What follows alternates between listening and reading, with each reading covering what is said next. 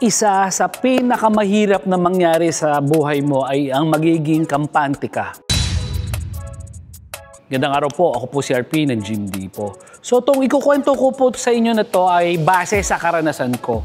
So paminsan kasi, alam mo yon, yung pag nakakasanayan na natin yung regular na takbo ng buhay natin, nagiging kampante tayo. Pero ako, based sa experience ko, isa to doon sa pwede ko masabing naging problema ko, bakit natagalan ako doon sa paglaki nung kumpanya ko, maski doon sa personal ko na buhay, yung finances ko, naging kampante ako. So, ang laki naging problemado ako doon. Kukwento ko sa inyo kung bakit. Kagaya na to, nung una, bago ako nag-start sa gym business kasi, may problema ako noon. So, ang problema ko noon, kulang yung kinikita ko. Kasi, way back 2008, nung nagsimula ako magtayo ng sarili kong gym business, meron akong negosyo. So, ang negosyo ko noon, nangongontrata ako ng bubong. So, nung una, okay lang yon nung buo pa yung pamilya namin. So, okay pa kami na mag-asawa ko. So, kampante ako. Di ba? Kampante ako na nandiyan naman yung asawa ko, may katuwang ako sa buhay. So, okay lang. So, tuloy-tuloy yung buhay namin. Nagka-problema. Nagkahiwalay kami. Napunta sa akin yung mga anak ko. Yung pagiging kampante ko noon, kasi buhay naman kami na maayos, naging problema kasi hindi ako nakapag-secured para sa sarili ko na what if, di ba? Walang plan B. So, yung pagiging kampante ko na yun, nagkaroon ako ng problema. So, at dahil nung panahon na yun ay kinukulang ako ng kinikita, so nagtayo ako ng isang maliit na gym business. So, pakita natin. Yung gym business ko na yun, maliit lang, 30 square meters lang yun, na nandun sa garahe ko. So, hindi talaga yun yung iniisip ko na main source of income ko noon, nung panahon na yun. Kasi meron naman akong kontrata sa bubong eh. So, nung nagkaroon ako nung gym na yun, kumikita ako. So, okay na uli. Kaya ko nang buhayin yung anak ko. Kaya ko nang buhayin yung mga anak ko base doon sa kinikita ko sa pagbububong at sa gym. Di ba? Okay.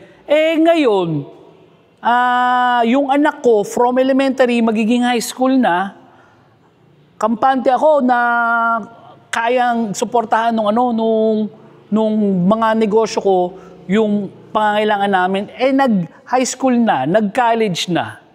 So ngayon, yung pagiging kampante ko na naman, nagka-problema na naman ako doon. Kasi eto na naman, nagkaroon na naman ng panibagong problema, kukulangin na naman yung pera. So doon, naging solusyon doon, nagkaroon naman ako panibagong negosyo. Yung fabrication ko, yung nakikita nyo sa likod yun. So nagkasabay-sabay na siya. So nagkaroon ako ng gym, ng kontrata sa bubong, tsaka ng fabrication ko. To cut the long story short, marami pa ako naranasan na mga problema. Kagaya niyan, wala akong sariling bahay. Nasanay naman ako na magkasama kami magkapatid doon sa isang bahay na yon. Napunta na sa kanya yung property na yon. Wala akong matitirhan. Diba? So, papaano ako nun? Okay na kami ng mga anak ko nun eh. So, napilitan ako ngayon na umutang sa bangko para makabili ng property na makikita nyo naman to. Inutang ko sa bangko, tong property na to, tapos yung pinanghulog ko, yung kinikita ng gym. So, yun, kung makikita nyo, maski kayo makaka-relate kayo dun sa sinasabi ko, na, okay, nagsimula tayo, nagtrabaho tayo, kumikita tayo, nakapag-provide tayo sa pamilya natin, ang problema, tumataas yung mga gastusin natin. Doon tayo nagkakaroon ng problema kasi nagiging kampante tayo na nasosolve natin yung mga problema natin before. Pero pag nagkaroon ng panibagong problema, doon tayo nagkakandara pa masolusyonan yung problema na yun. So bakit ko sinasabi to?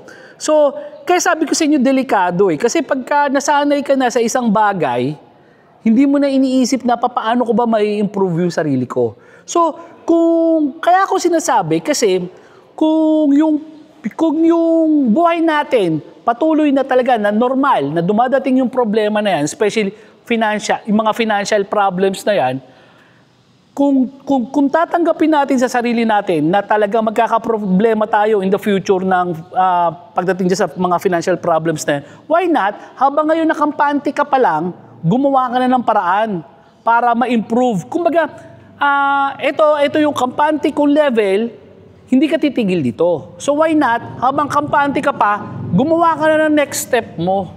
Diba? Gumawa ka na ng next step mo kasi darating ka rin naman dun eh. Aminin mo man hindi. Kung magkakaproblema ka ng pera, i-improve mo na naman yung sarili mo kasi otherwise, hindi ka naman pwede sumuko. Di ba? So bakit hindi pa lang ngayon, nakampante ka, komportable ka, gumawa ka na ng solusyon, unahan mo na kagad. Kagaya ko, Timo. So kampante na ako, di ba? So meron ako, pakita natin, may Gym Republic, Cavite City ako. So since 2013, nandiyan na yung Cavite City Gym Republic. Yan ang kauna-unahang warehouse gym sa Pilipinas. Sipin nyo, 1,200 square meters yan. Tapos may fabrication pa ako ngayon dito sa sa Cavite, di ba? Pero ito ngayon yung natutunan ko, hindi ako naging kampante. Bakit? Kasi ang ginawa ko ngayon, wala pa akong problema. Wala pa akong problema financially. Ang ginawa ko, nag-expand na ako. Naglagay ako ng fabrication sa Cebu. Last year, nagtayo tayo ng Gym Republic Tarlac City. Pakita natin. At ngayong taon na to, nagbukas tayo ng Gym Republic Lipa City. Lahat yan, lampas na yan doon sa comfort level ko. Kumbaga, kahit yung Gym Republic Cavite City lang, sapat na sa akin. Pero ito, yung ina-anticipate ko, ano yung ina-anticipate ko? Ang ina-anticipate ko, paano pagka gusto ko na mag-retire? Paano kung wala na ako sa mundo? Paano yung mga anak ko? Paano yung mga susunod na generation pagdating doon sa pagkatapos ng mga anak ko? So yun yung sinusolve ko ng problema. Wala bang problema doon, pero ngayon pa lang, habang komportable ako, sinusolve ko na yung problema na yon. So eto kapatid, maaring nagsisimula ka pa lang, maaring nagtatrabaho ka pa lang, di ba? Or may maliit kang negosyo. Sa trabaho mo, sa negosyo mo, kampante ka na kumikita naman ako na maayos, buhay naman yung pamilya ko, kumakain kami 3 beses ang araw, may natutulugan kami, may bahay kami na masisilungan. Okay. Pero wag mo nang antayin na dumating sa iyo yung pagkakataon na magka-problema ka, doon ka pala magkakahog para masolusyonan yung financial problem na yun. Bakit hindi ngayon pa lang? Ito, pakita natin ito. Itong proof of completion natin na to is para kay Sir Manoy Baranda ng BF sa may Las Piñas. Okay? So, BF Pilar na Las Piñas. Si Sir Manoy, meron na siyang barbershop. Meron siyang barbershop. Okay. Pero doon sa barbershop na yun, di ko alam kung katabi or second floor, nabakante yung pwesto. So nagtayo siya ng, first floor to, alam ko na. Sa first floor katabi, nabakante yung katabi ng barbershop niya. Nagtayo siya ng gym. Kung di ako nagkakamali, meron na existing atang gym doon. Sir Manoy, pa-correct ako kung mali ako. Alam ko may existing ng gym doon. So siya nag-take over. Meron na siyang barbershop, nag-take over pa siya doon sa gym. Si Sir Manoy, buhay na yan. Doon sa barbershop niya, kumikita na yan. At saka, nagagawa na ni Sir Manoy yung gusto niya. Alam, kasi, nakita ko, Philippine Looper yan. Nakaikot yan sa buong Pilipinas gamit yung motorsiklo niya. So alam ko, kasi kung di ka sa stable sa buhay, hindi mo magagawa yon. So okay yung negosyo niya na barbershop, na iiwan niya. Ito, nakita niya yung vlog natin, na yung gym business, pwedeng ganun din. Pwedeng iwan mo din yung negosyo mo, habang magagawa mo kung ano yung gusto mo, nang hindi problema yung negosyo mo. So kumuha siya nung kinuha niya yung katabi niyang gym, napanood niya uli, meron tayo dating previous episode na sinabi ko, mahirap maging komportable. Huwag kang maging komportable. Anong ginawa niya? Ito ngayon, yung nakikita niyo ng ganitong kagagandang kulay ng mga gamit, dinagdag pa niya doon sa existing niyang gym. Kumikita na yun kumikita na yung gym niya. Pero nagdagdag pa siya. So imagine mo, magkano ngayon yung idadagdag sa kita ni Sir Manoy na naman ito. Ang maganda nito, ginawa ni Sir Manoy expansion ng gym business niya nang hindi pa siya namumroblema financially. What I mean is, doon sa barbershop niya, buhay na siya doon sa barbershop niya eh. So, ito yung kagandahan nung pagiging hindi siya komportable. I hope hindi lang sa buhay, kundi pati sa negosyo. Kahit anong negosyo to, kapatid. Kasi katulad niya, kung may bigasan ka, may tindahan ka, komportable ka kasi napoprovide na nung negosyo mo kung ano yung pangangailangan mo. Pero what if dumating yung isang problema na susubukan ka financially? So doon ka pala magkakandahog. Bakit hindi ngayon na stable, kampante, komportable ka dyan sa negosyo mo na yun, ngayon ka mag-expand? Diba? Mag-try ka palakihin yun. Kasi yun yung nagpapalaki sa atin maski sa gym eh. Diba? Walang pupunta sa gym, walang mag-i-improve sa gym kung hindi nai-stress yung katawan. Kung hindi mo pinipressure yung katawan na magbuhat ng beyond doon sa comfort limits mo. Doon nag-i-improve yung muscle. Ganun din sa ibang bagay.